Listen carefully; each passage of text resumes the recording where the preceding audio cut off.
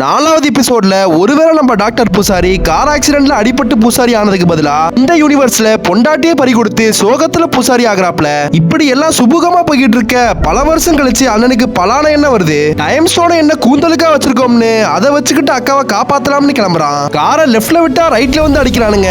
ரூட்டை மாத்திரா மணல் லாரியை விட்டு ஏத்துறானுங்க. சரி அக்காவையாச்சும் அம்போன்னு விட்டுட்டு போலாம்னு பார்த்தா பில்டிங் வெடிச்சு செத்து போயிடுறா. இப்படி பலாயிரம் ரூட் யோசிச்சாலும் பாசிட்டிவ் ரிசல்ட் இல்லைன்னு அண்ணன் ஃபீல் பண்ணிக்கிட்டு இருக்க மொட்டை அக்கா என்ட்ரி கொடுத்து அப்சல்யூட் பாயிண்ட் நீயே மாத்தலாமாடா தற்கொலைன்னு கேக்குறா.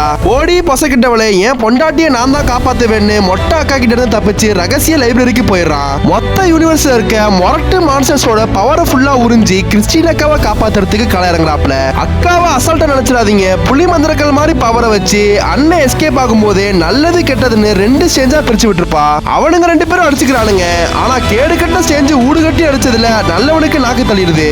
அவனையும் உறிஞ்சுட்டு அக்காவை அசால்ட்டா கார்ல இருந்து வெளியெடுத்து காப்பாத்துறான். ஆனா பூசாரிக்கு தெரியாது பயமுள்ள அப்சல்யூட் பாயிண்ட் பிரேக் பண்ணா மொத்த யூனிவர்ஸும் ஸ்வாகாதான். ஆச்சர் கிட்ட கூட கால்ல விழுந்து காப்பாத்துங்கன்னு கதறி கேட்டு பாப்பான். ஆனா கடைசியில அக்காவும் மண்டைய போட்டு பைத்தியக்கார மொத்த யூனிவர்ஸையும் முடிச்சு விட்டுறான்.